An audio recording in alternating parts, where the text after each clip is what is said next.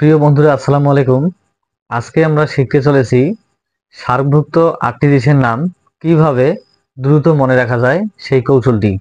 তো বন্ধুরা, চলো দেরি না করে ভিডিওটি শুরু করা যাক। প্রথমে বলে রাখি, তোমাদের একটি সূত্র মুখস্থ করতে হবে এবং একটি সূত্রের সাহায্যে তোমাদের সারা জীবন মনে থাকবে সার্কভুক্ত দেশ 8টির নাম। তো বন্ধুরা, চলো কথা না বাড়িয়ে ভিডিওটি শুরু করা যাক।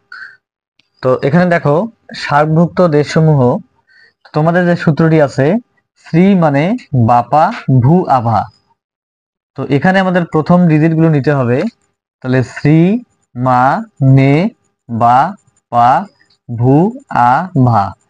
তোমরা এখানে দেখো, শ্রী শ্রীলঙ্কা, মা মালদ্বীপ, নে নেপাল, বা বাংলাদেশ, পা পাকিস্তান, ভূ ভুটান, আ আফগানিস্তান, ভা ভারত।